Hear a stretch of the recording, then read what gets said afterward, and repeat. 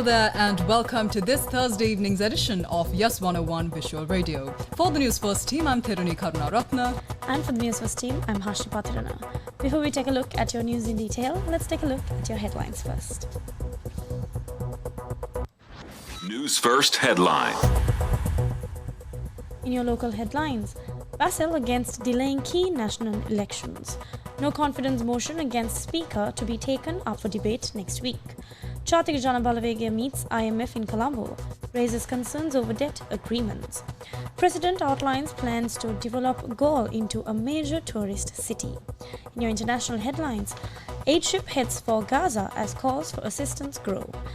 And in your sports headlines, Manchester to co-host David Cup Finals 2024, group stage in September.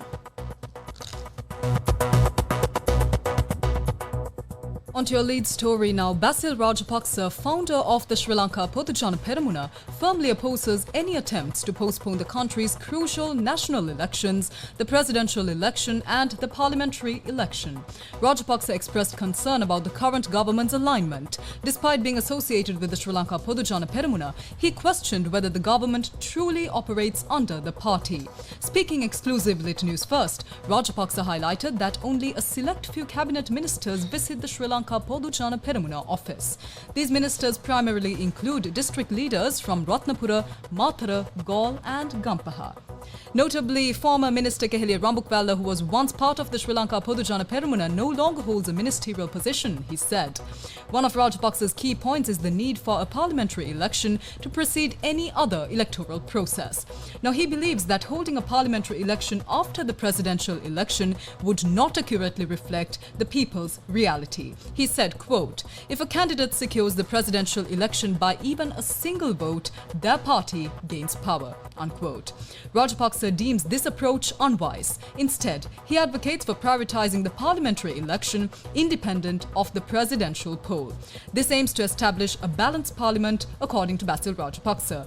Now, reflecting on past events, Rajapaksa pointed out that following the 2019 presidential election, the general election resulted in an SLPP victory with a commanding two-thirds majority. However, he cautioned against excessive concentration of power, adding that there exists an opinion that the presidency and a two-thirds majority should not coexist in the same place. ජනාධිපති මැතිවරණයකට පස්සේ පාර්ලිමේන්තු මැතිවරණයක් පැවැත්වුවොත් මෙතෙක් ඉතිහාසය අනුව ඒක ජනතාව යථාර්ථවාදීව තියෙන පෙනුම පේන්නේ නැහැ. මොකද ජනාධිපති මැතිවරණය එක ඡන්දකින් හරි දින්න පක්ෂයට වැඩි බලයක් අසීමිත බලයක් එන්න පුළුවන්. ඉතින් ඒ තත්ත්වය හොඳ නැහැ කියලා මම හිතනවා. ඒ නිසා ඊට ඉස්සෙල්ලා ජනාධිපති මැතිවරණයෙන් බලපෑමක් ඇති නොවන ආකාරයට පාර්ලිමේන්තු මැතිවරණයක් පවත්වනවා නම් එතෙන්දී බොහොම තුන්නාත්මක පාර්ලිමේන්තුවක් ඇති වෙයි. කිසිම කෙනෙක් හොදලා යන්නේ නැහැ, කිසිම කෙනෙක් නැති වෙන්නේ නැහැ.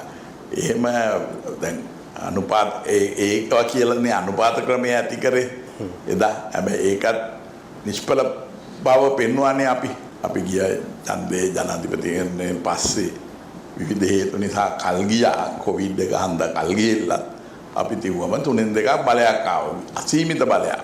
එහෙම බලයක් දීම සුදුසුද කියන මම කල්පනා කළ යුතුයි ජනතාව. එහෙම පාර්ලිමේන්තු මැතිවරණයේ ඉස්සෙල්ලා આવොත් එහෙම එන්නේ නැහැ. ඒ කියන්නේ ඔබ දැන් තුනෙන් දෙක ගත්ත එක ඔබ එහෙම හොඳ නැහැ කියලාද ඔය කියන්නේ? දැන් තුනෙන් දෙක ඇයි ජනාධිපතිකමයි ඔක්කොම එක තැනකට එකතු ගොනු වෙනවා නම් හොඳ නැහැ කියලා මතයක් ඇති වෙලා තියෙන රටේ. Yes, Theruni, now we have more local news coming in from the party leaders meeting that happened today. This is against the Speaker Mahinda Yapa Abeyewardena. Now, it was decided to hold a debate on the motion of no confidence against Speaker Mahinda Yapa Abeyewardena next week. The related debate is scheduled to take place in the Parliament on Tuesday the 19th and Wednesday the 20th. Additionally, the Parliamentary Communications Department has confirmed that the related vote for this motion will take place on Wednesday the 20th at 4:30 p.m. The motion of no confidence was jointly submitted by members of the opposition over their dissatisfaction over Speaker's handling of the online safety bill.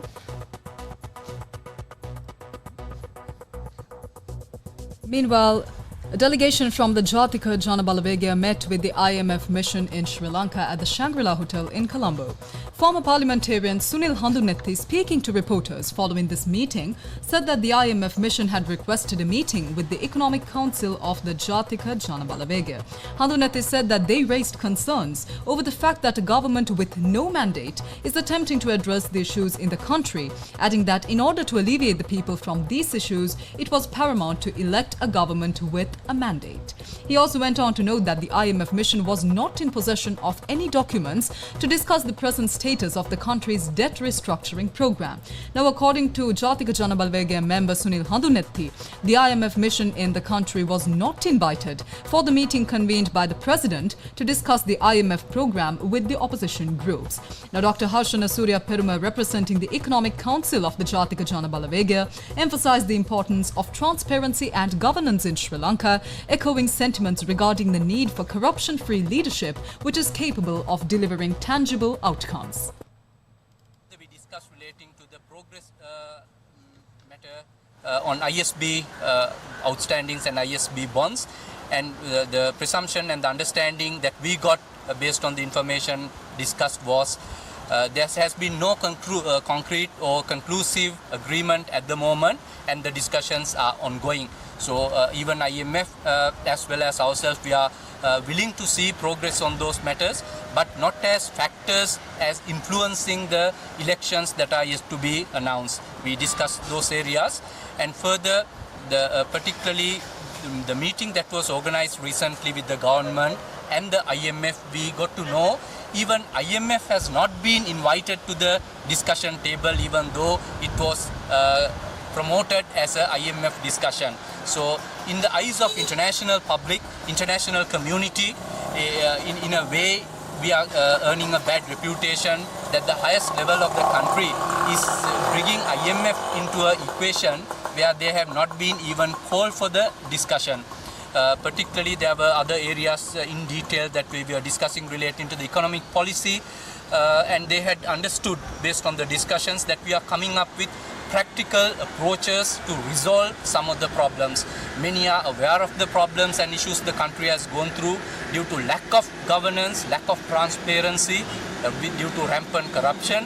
And IMF was happy to hear some of the proposals that we are working on to implement solutions that will bring about the economic stability to the country that we are looking at.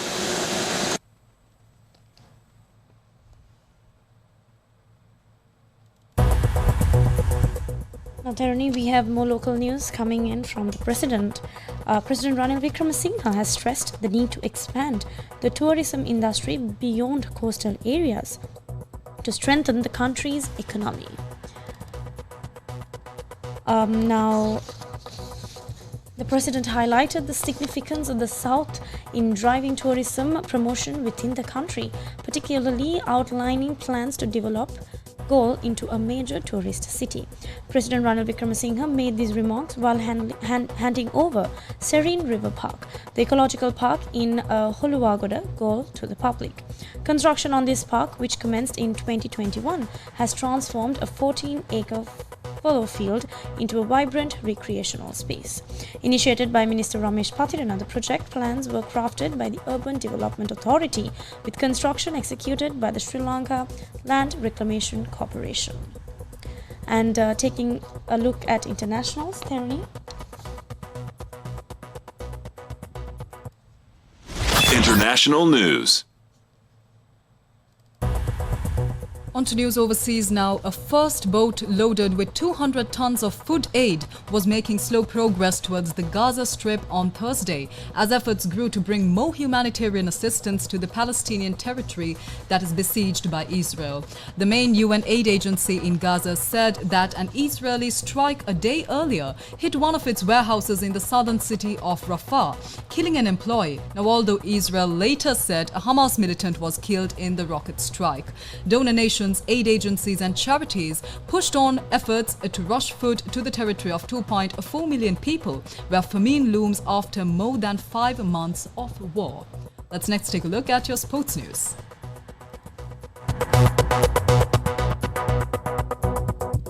Sports news.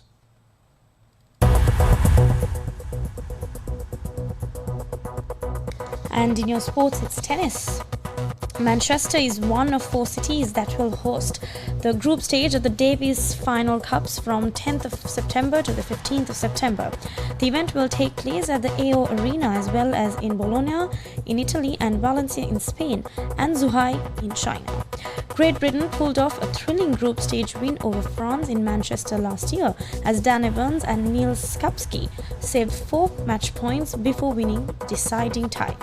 Great Britain were knocked out in the quarter-finals by Serbia. The draw for the group stage, which features 16 nations, including Britain and defending champions Italy, takes place in London on Tuesday. Nations split into 4 groups of 4, with each country playing 3 times over 6 days. The top 2 from each group will advance to the quarter-finals in Malaga from the 19th of November to the 24th of November.